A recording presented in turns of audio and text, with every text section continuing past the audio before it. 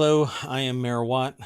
I'm the mayor of ohmTown. That's that site right there. I stream live here on Twitch, but you can get the podcast and you can get it via YouTube later on. I try to do it I do it every day, but I might have to do it and then, like, submit it into YouTube later on.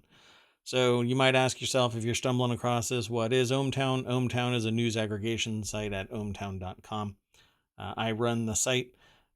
It aggregates 24 hours a day, 7 days a week.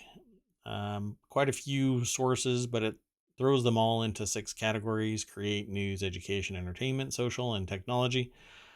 So welcome to ohmTown. Today's episode of the Daily News Show, the ohmTown Daily News Show to be specific, ODNS, is for May 16th, 2022, and it's episode 136, not 135, as my title might suggest. I've corrected it, but it doesn't update in some places fast.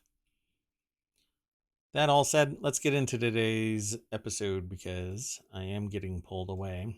I actually have a meeting immediately after this, and I thought I wouldn't, but I did, and I had it before, and like I keep saying lately, it's tough being mayor. First article is over in the Hatch Ideas channel. It's all about business. Goldman Sachs cuts its U.S. GDP forecast for 2022 again, saying the Fed's rate hikes are, quote unquote, in the ballpark for cooling inflation. I don't know about that. And we'll get into that as time goes on. Anyway, Goldman Sachs cut its U.S. GDP growth outlook for 2022 and 2023, saying financial conditions are tighter. The bank's economists forecast U.S. GDP will expand by 2.4% this year, down from an estimate of 2.6%. The Fed's hikes are in the ballpark of what's ultimately needed to cool wage and price pressures, they said. I don't know about that. Wages need to increase straight up. There's no doubt about it. Anybody that's saying otherwise is unrealistic. Unrealistic. Sorry.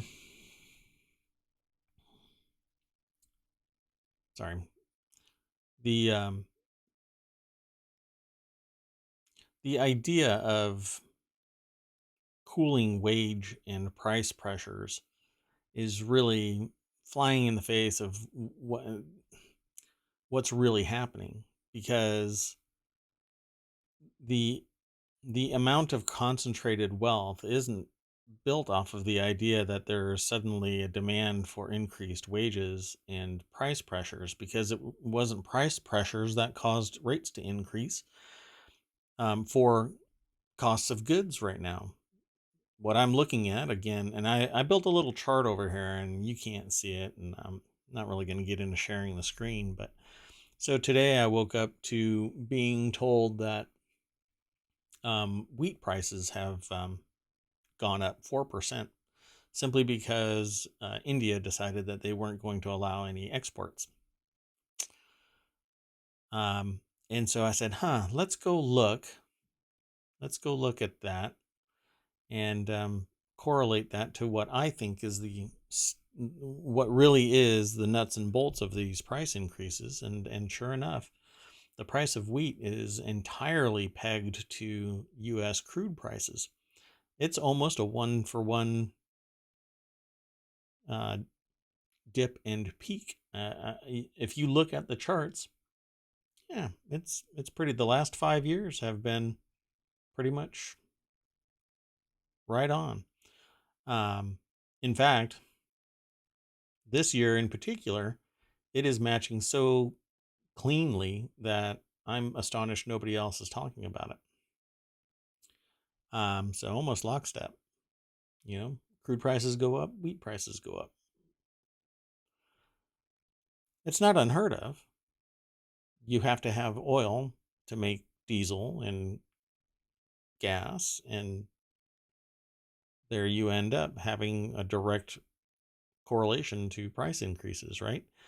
Except that these oil companies are getting record profits. Not record profits because everybody is buying, but because they're raising prices. So of course you're going to get record profits. The costs of goods for the oil and the cost of goods for the gas The gas is increasing in price and the oil is increasing in price. And I've said this, I don't know how many times now, yet we still see short-term profit taking. And in the process, it's consolidating wealth.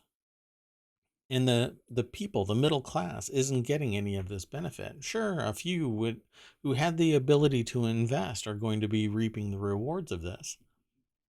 But it's a very little few. And touting how much is in savings is bananas, because just because it's in savings doesn't mean that it is the middle class that is storing all of this wealth. I think it's time to look at who it is that actually has the wealth, start shining some light on it. Let's click the link. Takes me over to Business Insider. Zara Tayeb is the author of this article about Goldman Sachs cutting its US GDP forecast. It's almost self-fulfilling prophecy. If you suppress wages, then people aren't going to work. If you raise costs, then people aren't going to buy. If you constrain it to the point where people are forced to spend, then they're going to focus on what's important. And then somebody comes along and cuts exports of wheat. Pretty fundamental. Although I think in the United States, we can fend for ourselves internally. I think the United States is pretty much one of the few countries where we can wholly produce everything we need to survive, but not necessarily to grow. And if we don't, then importing, or not importing, but bringing back, repatriating our domestic production and our domestic manufacturing is going to cause a dramatic rise in prices. So go over to Business Insider and read this article for yourself.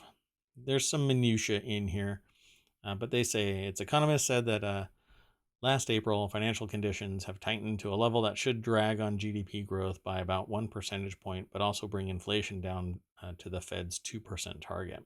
Yeah, inflation is not going to be hindered by this. It's going to continue up, I'd say. But let's see and watch. I'm always open to additional information. Let's see what happens. Let's continue on to the next article, and that is in the Word and Tech channel. Come on. And it says Meta is being sued by ex-Facebook employee, a content moderator. The man worked in Kenya and says he was paid under £2 an hour to review posts, including beheadings. Yeah. Depending on the mod, you just never know who. They're probably happy to watch that kind of stuff. I think it's kind of twisted. I shouldn't have to watch it. And if I was in charge of it, I would probably block it. But that's me, and I'm very aware of my bias. I just don't think that there is something worthwhile there. But you also have to show the realities of the world, because that can motivate people to change the world for the better. It's not as simple as just blocking it and suddenly everything goes away. So I know exactly where I stand, and I'm not anticipating everybody to feel the same way. And some of the stuff that was presented in media during the ramp up to the U.S. sending troops to Afghanistan and Iraq basically fanned the flames to the point where people were wholeheartedly endorsing conflict, where there were no winners except for companies that were exfiltrating oil. And the military industrial complex that led to, well, let's just say cronyism. So this person is suing Facebook for what their job was. And unfortunately,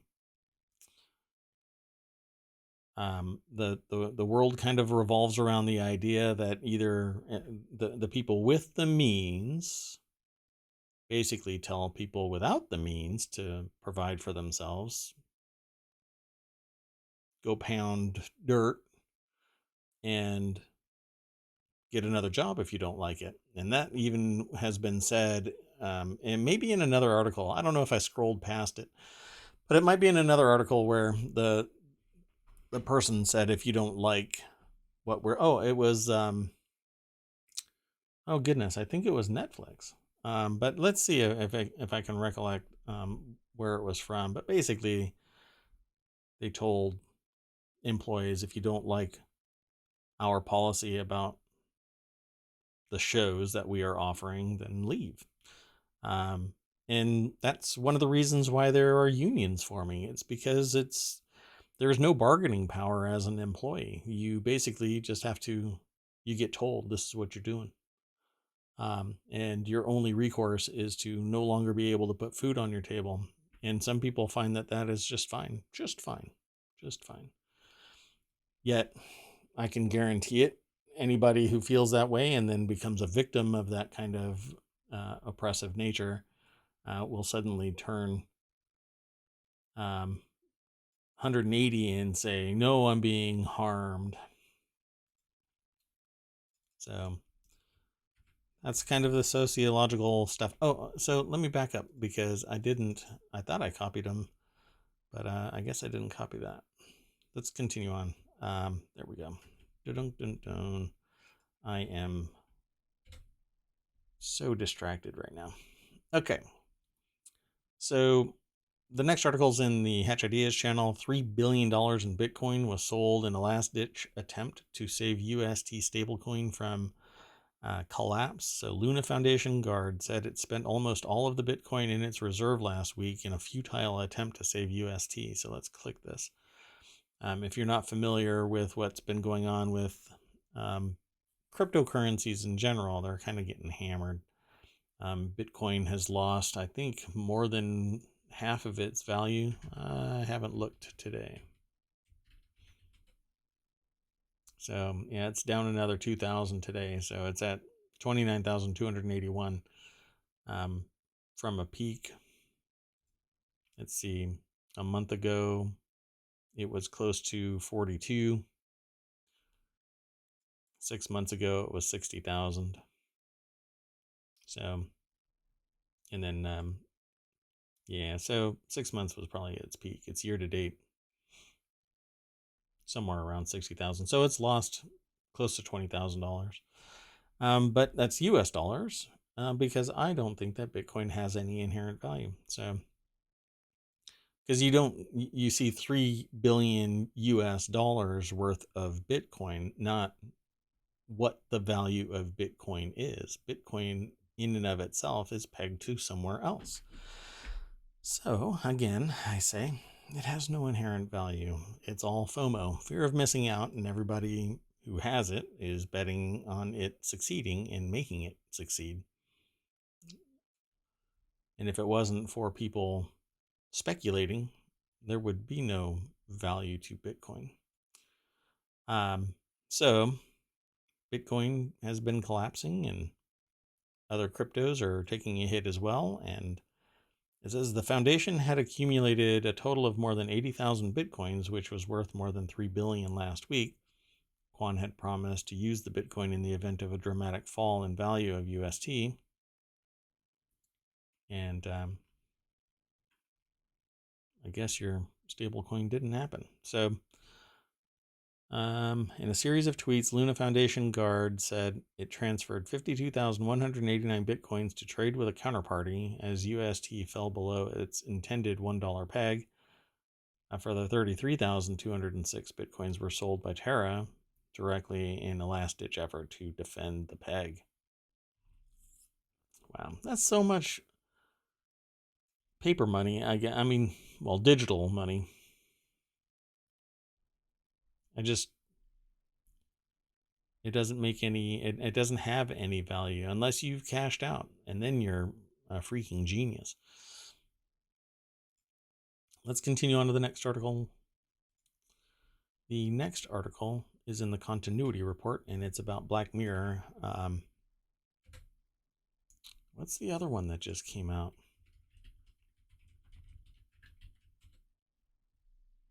Right? Love, Death, and Robots, too. So Black Mirror returns, and it's a new series in the works at Netflix. A new series of Black Mirror is in the works at Netflix, Variety can reveal. It's been almost 3 years since season 5 of the dystopian drama premiered in the streaming service in June of 2019. I loved every episode of Black Mirror. I loved every episode of Love, Death, and Robots. Why I'm linking them together is really because I love that whole style. They're very um, uh, heavy metal ish, the movie Heavy Metal. There was another version of Heavy Metal made, but it doesn't have the same feel as the original.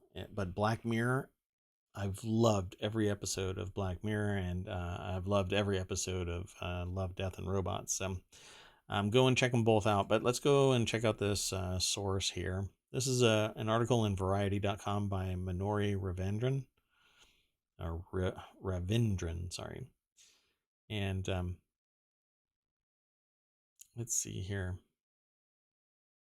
Let's scroll down. While details about specific stories are being kept under lock and key, Variety understands that season 6 will have more episodes than season 5, which comprised of just 3 installments and starred Andrew Scott, Anthony Mackie. Yeah, I'm not sure how to pronounce this first name. Yahya Abdul Mateen. I guess it's the second. Wow. Topher Grace and Miley Cyrus. Yeah, I love these kind of anthology style,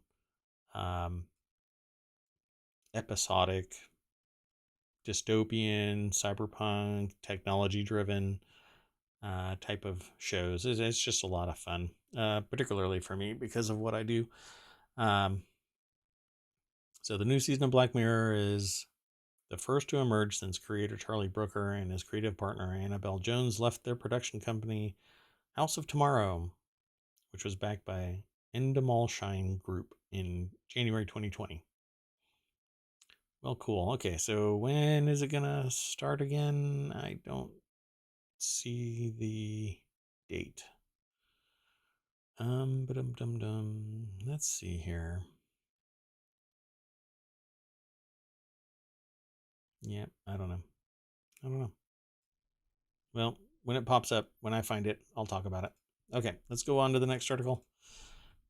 And this one is in the Mobile channel. TikTok nuns are posting about convent life. Sisters are joining TikTok to offer a window into their cloistered experiences. We're not all grim old ladies reading the Bible, one nun said. Now, of course you're not. Not everybody is a grim old lady, but you are ladies reading a Bible. I just want to start up a website called Only Nuns, but probably wouldn't go over too well. Anyway, so it says here, before she entered the community of St. John Baptist in 2012, Claudette Monica Powell performed in an acoustic rock duo and an improv comedy troupe in Los Angeles. Now she goes by Sister Monica Claire. Sings in a church choir in Mendham Township, New Jersey, and posts matter-of-fact videos about convent life on TikTok. All right, you go. I keep telling the sisters, get on TikTok, said Sister Monica Claire, who at 56 is the youngest in her community. If we're hidden, we're going to die out. Yeah, I don't know about if the rationale is because you're hidden. But anyway, if you're curious about convent life, go read this article. Loving the hashtag convent life, or living the hashtag convent life is what the title of this article is. Although it says, my original aggregator says that the title was TikTok nuns are posting about convent life. At any rate, let's continue on. There you go. I don't have a co-host to bounce all of this stuff off of that goes rattling around in my head.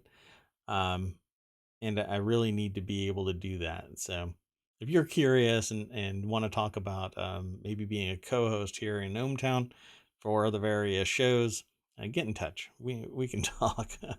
um, yeah, nobody in my world even knows that I stream really. At any rate, let's keep on going. The next article is in Hatch Ideas, probably because of the source, which is businessinsider.com. But this article is titled 176 Cops Were Sent to Remove 4 Protesters from a Russian Oligarch's Mansion at a Cost of $100,000, according to a report.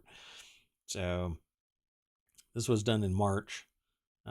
Protesters stormed the property after Deripaska was sanctioned by the UK. And the UK authorities just deployed 176 cops and spent $100,000 removing 4 protesters from a sanctioned Russian oligarch's London mansion. This has actually happened before in history, more than once, as far as I understand it, where people have basically stormed the Bastille, so to speak. On March 10th, the UK sanctioned Oleg Deripaska, who co-founded the aluminum giant Rusal, saying that he was closely associated with Russian President Vladimir Putin and the Kremlin. 3 days later, a group stormed the mansion. And there were pictures and stuff like that posted. Let's click the link. It takes us over to Business Insider. And I'm not sure of the full width of the mansion. I don't know if it's all one contiguous building off the edges of this photo, but anyway, the article is over in businessinsider.com by Grace Dean. And I don't know if there's really much more to it than that. The immediate response cost £35,700 in terms of staffing expenses. A further 95 officers were also deployed at the cost of $45,420. The total bill just shy of $100,000. That is a lot. That is a lot of people. I guess you might say that they were rushing in to get the protesters out. Okay. The next article is in the Hatch Ideas channel. Elon Musk put his $44 billion Twitter buyout on hold. He could be trying for a better price, buying himself time, or preparing to scrap the deal altogether. This is something that has been an ongoing thing in the news stream. So I thought I'd just bring it up and link to the source. The idea of this being kind of a, am I really pricing this the right way kind of a thing? To me, it's just extremely manipulative. So this article is in businessinsider.com and written by Isabel Asher Hamilton. I've spoken about these outcomes before, and again, I'll say that the idea of putting this purchase on hold with a $1 billion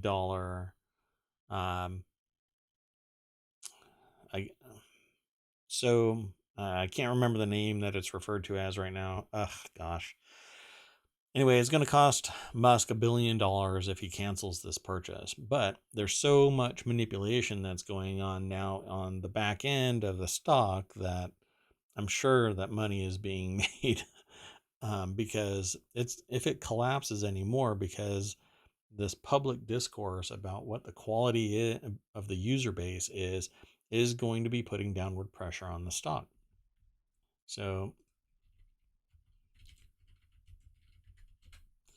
So today it's already lost $2.55, and it was as high in the last 52 weeks as $73.34. But on the 12th, it tanked because there was conversation about what the value of Twitter stock really was. And so if you go back a month, you're looking at the high being 51.70, and now it's at 38.18. So almost entirely because these comments about the quality of the user base, it lost $5, and it's continuing down. So in the last 5 days, it's lost $10. So my point is that this public discourse is putting downward pressure on the stock. Now, I have no problem with public discourse. In fact, I think that it makes the more light is shined on the true nature of a business and its stock and its machinations and how it treats its employees and all of that, right? A holistic understanding of a business and its practices is fundamental to understanding investment. If you're going to base your investments on, um, if you're going to base your investments on, I don't know, if you're going to do ethical investing, you have to do a holistic understanding of it.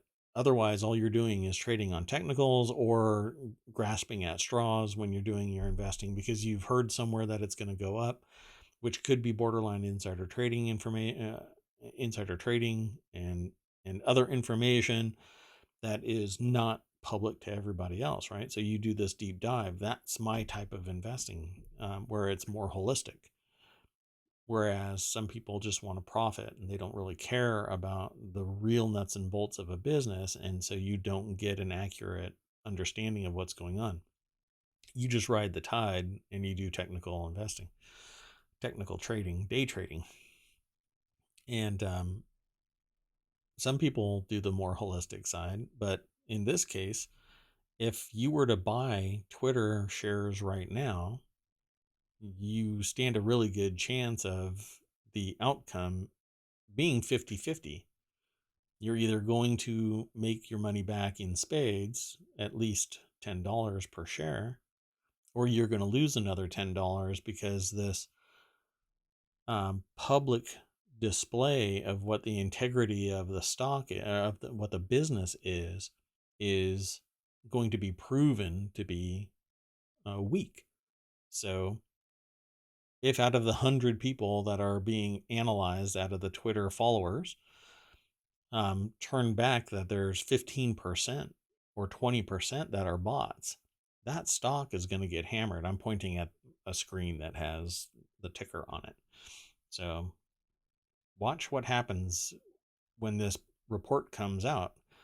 And to me, the more information that's out there, the more real that stock price is. But you can imagine how bent out of shape people are going to be when this data does come out. And just to give you a little example of just how bent out of shape people can be when you talk smack about a business. I just talked about it yesterday where a group of people were harassing somebody with a newsletter that was disparaging eBay, where some people in the administration of it's a small group of what amounts to nobody on the radar, right? You don't have no idea who these people are, yet they were harassing this couple who had a newsletter that was talking smack about eBay and its practices. So wait for some really angry people to come out of the woodwork when this starts getting talked about, because really, what is the integrity? What is the user base of Twitter? And what is the ratio between the stock price, the company valuation, and its users? Well, we'll find out. Let's go on to the next article. The next article is in Hatch Ideas as well. It's kind of a business heavy day. It's pretty typical for ohmTown, though. There's a lot of tech, a lot of business, a lot of sociology, or society, I should say. The next article is in Hatch Ideas. McDonald's is quitting Russia after 32 years in the country, citing the humanitarian crisis caused by the Ukraine war. This is an article that's over at Business Insider. We'll just click the link and go over there. We all know what's going on. Russia invaded Ukraine. Russia is nationalizing a lot of the businesses that don't want to do business in Russia while they are in a conflict. Well, while they're invading another country that really didn't do anything to deserve this. Yeah, well, Kate Duffy and Grace Dean is the author of this article over at Business Insider. McDonald's is quitting Russia after 32 years in the country. And when they bow out, Russia has already said that there will be a 10-year embargo on re entering the country. And so, once again, the people that are paying the price are the people, not the oligarchs, not the ultra rich and politically connected, and not the mega business owners. It is the regular Joes, because McDonald's can afford to bow out of Russia and even wait 10 years before re entering. But all of the people that were employed there and all of the people that use it for food, they no longer can. So, guess what's going to happen? If they have their head on straight, they'll utilize everything that's in place, including the supply chain management system that is already in place, and they'll have a Russian version of McDonald's in no time. That's really what happens. Somebody who doesn't necessarily align with the oligarchs that are in place, they stand up and say, I'm not interested, and their business is nationalized and then given to somebody else who falls in line. Let's hope that it doesn't happen here in the United States. But there are some very, very ultra rich Americans. Let's see what happens. The next article is over on the Hatch Ideas channel. And this is what I was talking about at the very beginning of this, that prices are just getting out of hand. And India decided that they were going to ban exports. So immediately, the price of wheat shot through the roof, 4%. And that is the chart that I was referencing earlier. So everybody has record profits. Again, all of these mega corporations have massive profits in 2021. It's looking the same for 2022. And so I look at two different charts, one for crude oil and one for wheat. And lo and behold, the price of wheat is spiking at the same rate as crude oil. Now, you think, oh, well, that's pretty natural, right? But the actions of these are at a different level, a different time frame, just slightly out of sync when everybody finds out about it. So there's some serious information leakage where people that are connected, and yes, I'm claiming that there are people that are connected that have the ability to take great action before the public information before the information becomes public knowledge. And there isn't enough that's being done to investigate all of this. And it's happening globally. It's not just happening here in the United States. It's happening globally. So let's click the link. It takes us over to Markets Insider, and which is a section within Business Insider. And wheat soars more than 4% to 2-month highs after world's second largest producer in India bans exports. Hamza Farid Malik is the author of this article. And you're going to continue to see food prices surging. And to give you context, it's already above the peak of the 2008 recession in the United States. So I am expecting inflation to continue up. We will be in recession in short order. Before the end of the year, it'll be found that we are in a recessive trend. And I don't know how or when it's going to end, because there is a lot of wealth at the top, and the people in the middle and below are going to be taking the brunt of this right on the chin. So let's hope that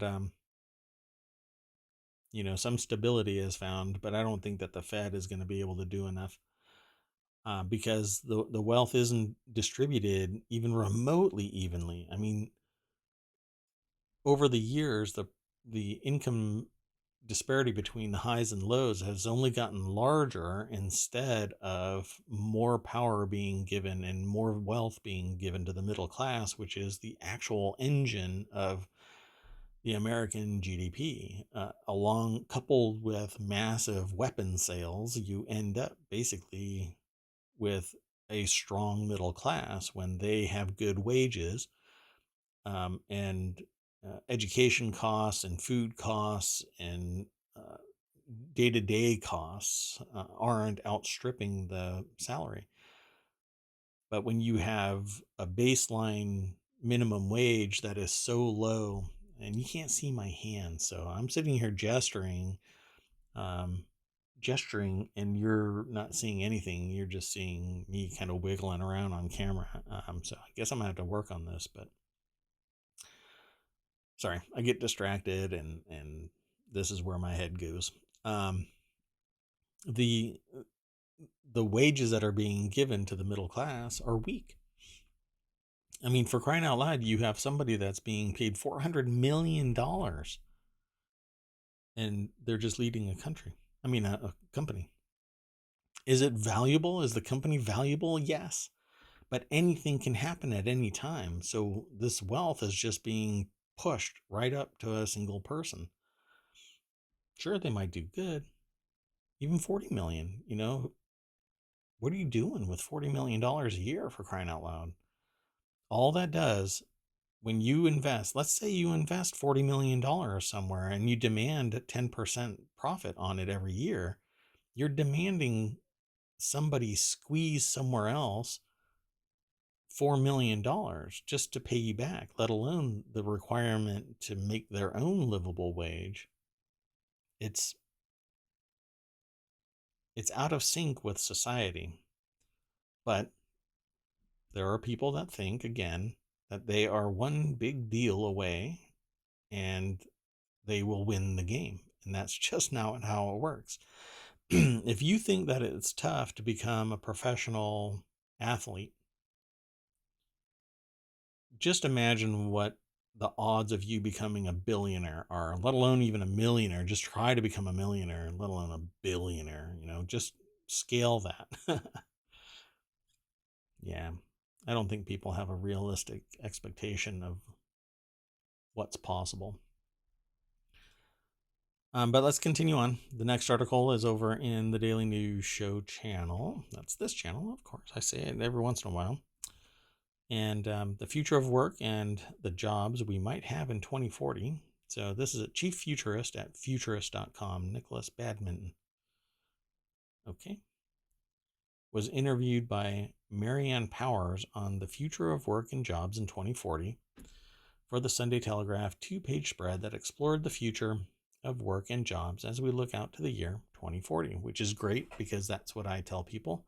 Don't think about here and now, because 5 years out, it's probably largely going to be the same. But 20 years out, when you're looking to retire from your first job or looking to do something new or whatever it might be, if you are ill prepared now, where are you going to be in 20 years?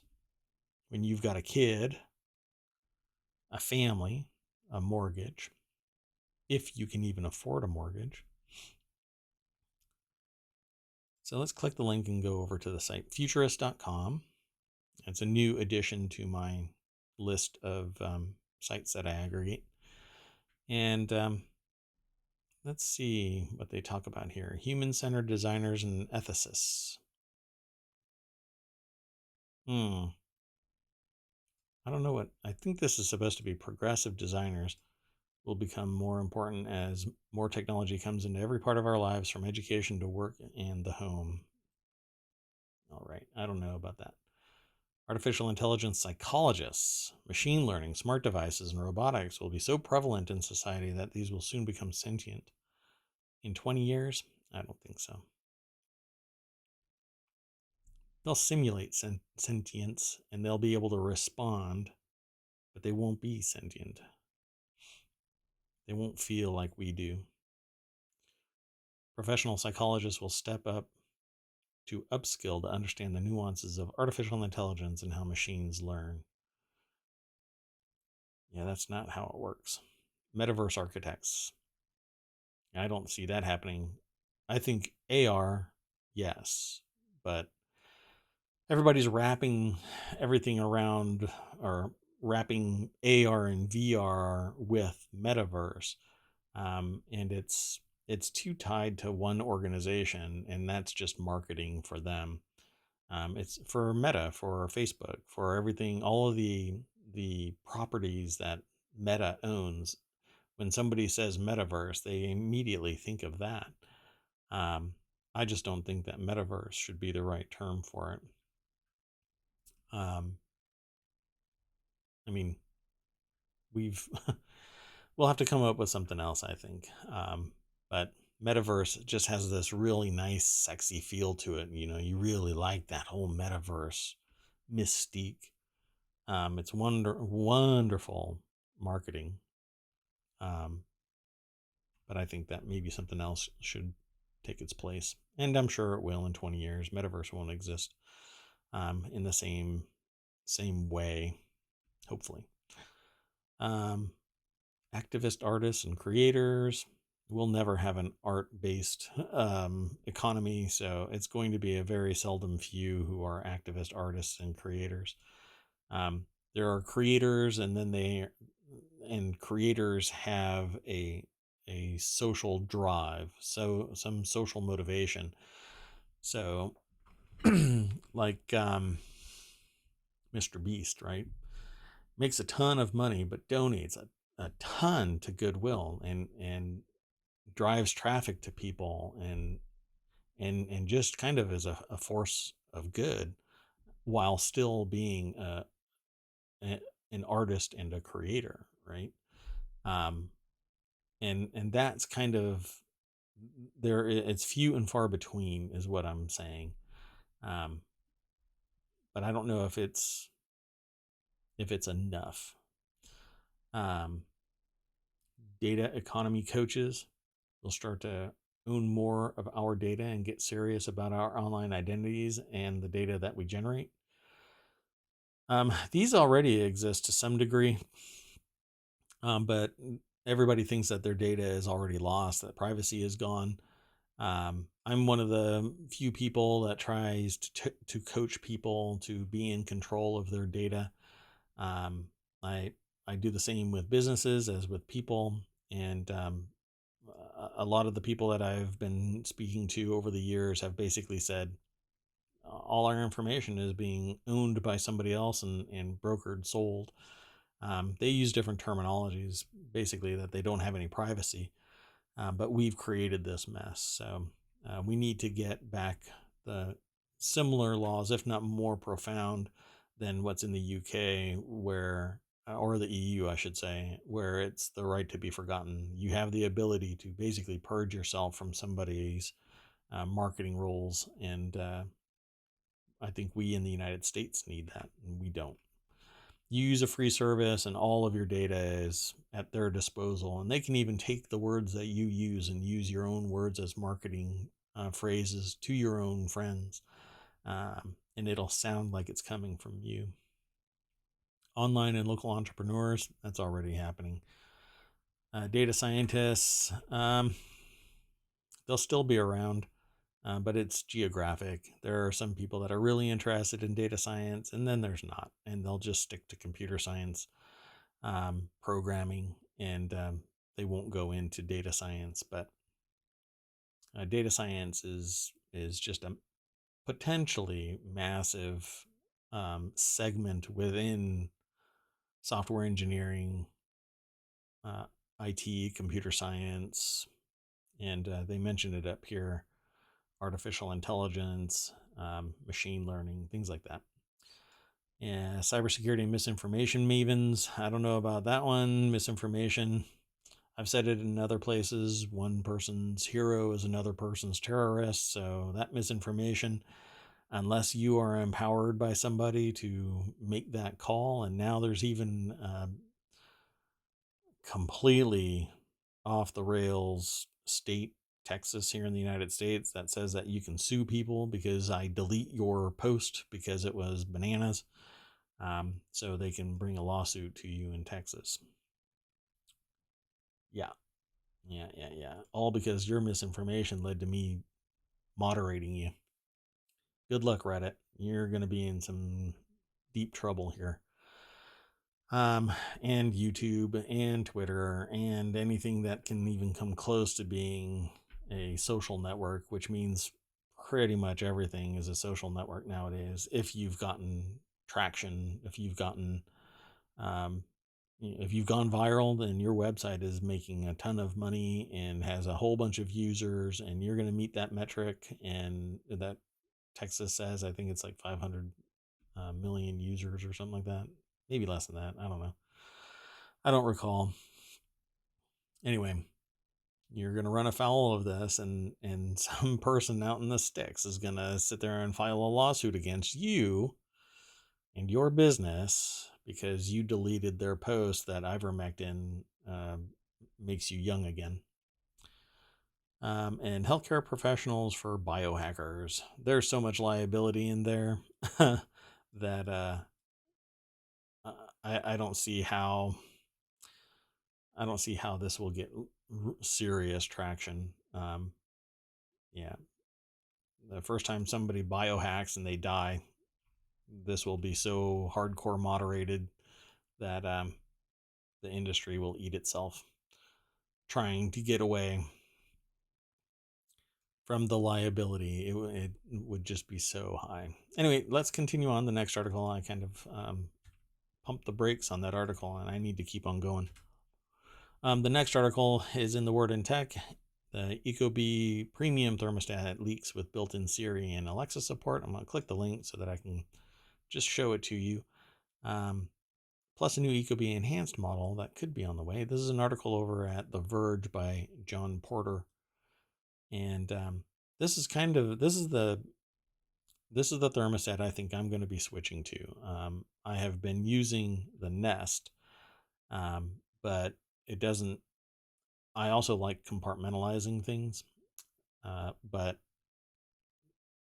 I've been having issues off and on with my Nest, along with a couple of other devices, and it doesn't matter which network I'm on because I've actually changed my entire network footprint, and I still have problems with the Nest.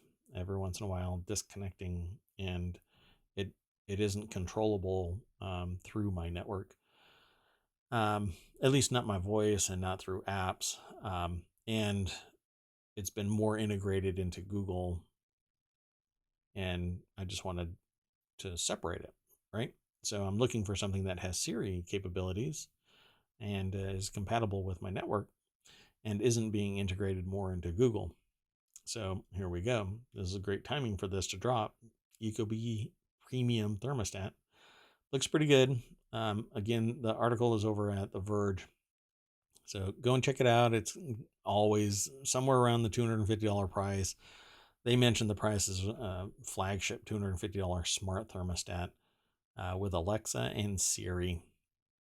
And it'll have air quality monitoring as well, according to the article. But if you want to read more about it and see some pictures of it, follow that link and it'll take you over to The Verge so that you can read more about it. They get their information from other sources as well, so you might have to follow links to get more and more information, but what I've told you is pretty much where it's at. I've got 3, 4, 5 more articles, and we'll continue on. The next article is in Hatch Ideas. Ukraine can win this war, NATO chief says. Finland and Sweden moved to join military alliance, rattling Moscow, because Moscow basically said, don't even try it. And Turkey has said that they will veto, I think it's Finland joining because there's some bad blood historically.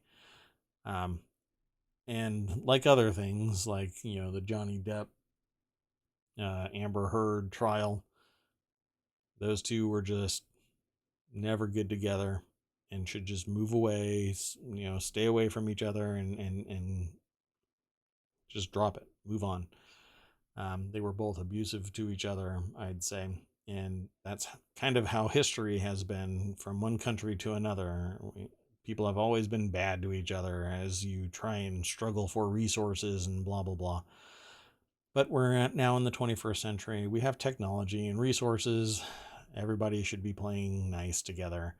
But still, to this day, we don't. We just can't move past trying to annihilate each other.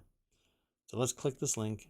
It takes us over to CNBC and talks about the NATO chief saying that Finland and Sweden are moving to join the military and that Ukraine can win against the Russian invasion. Sweden is expected to follow suit, with both applications likely to inflame tensions between NATO and Russia further. Moscow warned last week of retaliatory steps if Finland joined the alliance. Yeah. Howitzers that the U.S. provided to Ukraine have proven to be very effective in the country's fight against a Russian invasion. Yeah. We'll have to keep an eye on this. And with rumors of Putin being ill, perhaps this is the last gasp. Let's continue on. The next article is in Warcrafters. Because of the source, it comes from PC Gamer, but it's about NVIDIA's RTX series is set to launch as soon as July. I am hoping that it does. Prices for cards have been dropping, so hopefully we can all actually get our hands on an RTX 30 series, maybe 40 series, really depends.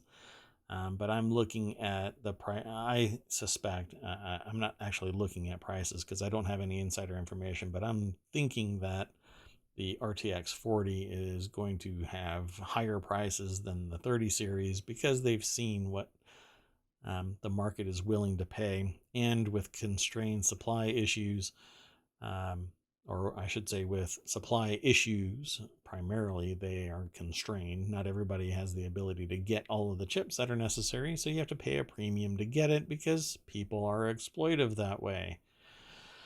Let's click the link. It takes us over to PC Gamer. And Chris Ceswick, I think that's how it's pronounced, did this article, and it says a new rumor comes courtesy of the well-known leaker Copite 7 Kimi. So I'm just going to call it Kimi, who mentioned early Q3, which could indicate a July launch. A launch at Gamescom in August is also a distinct possibility, but that would mean a mid-late Q3 launch. So there's people were talking about the 40 series coming, and frankly, that's really all that matters. More coming. Power is just outlandish. They're talking about the 4090. Okay, the 4090 might need every one of those 600 watts to feed it. That is outrageous power. So they need to do some serious convergence in merging stuff together and micronizing greater. I mean, for crying out loud, this is ridiculous. 600 watts. I mean, it's basically, to me, it's my 10-year-old computer that's sitting there as a Minecraft server. That's what feeds that thing. And it shouldn't be on this video card. I mean, it's a GPU and it's very powerful, don't get me wrong. But man, 600 watts for one card. I understand what it does. It's just outrageous amount.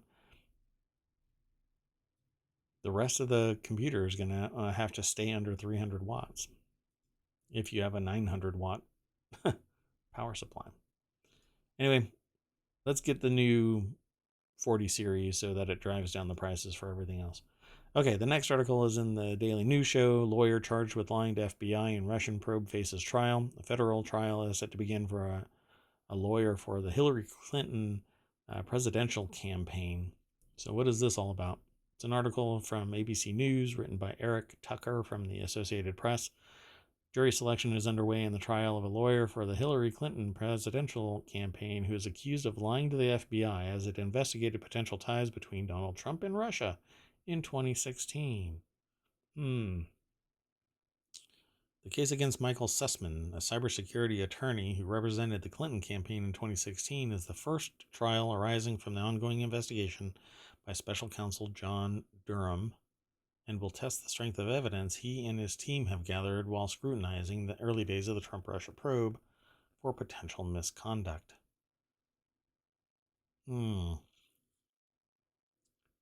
Man, talking about jurors in an article is really dangerous. The case alleges a single false statement by Sussman, but the stakes are high nonetheless. An acquittal is likely to hasten questions about the Durham's probe purpose and cost to taxpayers, while a guilty verdict will almost certainly energize Trump supporters who have long looked to Durham to expose what they see as biased mistreatment of the former president. Yeah. Society is going to lose because of that polarity. Let's see.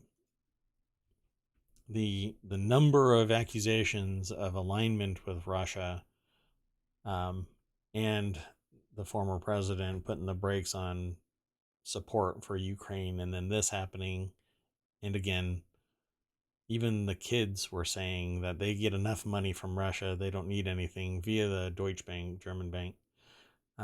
Yeah, there's there's something there. We'll probably never truly know. And people who should be locked up aren't. The next article is in the Four Wheel Tech channel, the 2023 Nissan Z first drive. So let's go over to arstechnica.com. I'm kind of running behind. So this is a Bradley Iger article over at Ars Technica and talking about the Nissan Z, the 2023 Nissan Z. Great looking car. I've loved every iteration of the Nissan Z. The Z badge holds a certain reverence in the world of Japanese performance. Aside from a one-year break back in 2001, Nissan's two-seater has been in continuous production since 1969, and the formula that was established by the original 240Z still remains in place more than a half-century later. Eye-catching proportions, driver-focused design, and a six-cylinder engine sending power to the rear wheels. Wait a minute.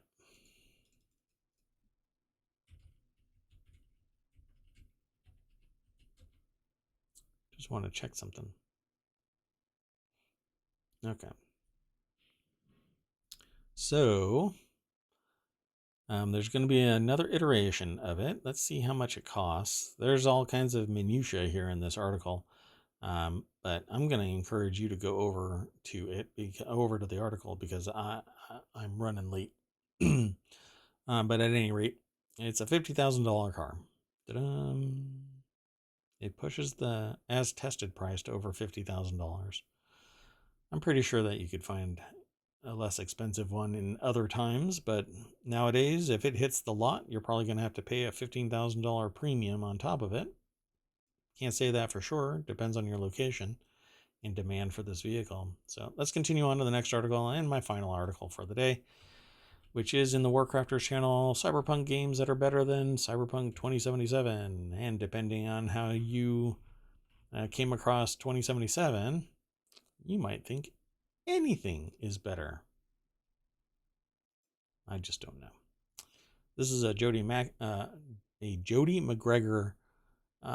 article over at PC Gamer, and they're going to be talking about some Cyberpunk games. Let's see. I'm going to pause that. Deus Ex, Blade Runner, Neuromancer, Syndicate Wars, System Shock 2. I dig Shadowrun. That was fun. Invisible Incorporated I didn't play. Deus Ex, Human Revolution. Both Deus Ex and Human Revolution were awesome. Neon Struct I didn't play, but I watched people play. Neocab I never played. The Red Strings Club. I watched somebody play that. Ruiner I've never seen. I think it's Akane. Never watched that. Never saw it. Never played it. Urangi Generation. Final Fantasy VII. Unsighted. There's many more. So go over to follow that link and go through ohmTown, and that will, it's the second left on the right, and you'll land over at pcgamer.com. Be sure to come back tomorrow. I'm going to stream probably 1 o'clock ish, and we can talk about whatever news happens in the next 24 hours. And I'll see you then. Thanks for stopping by. Bye bye.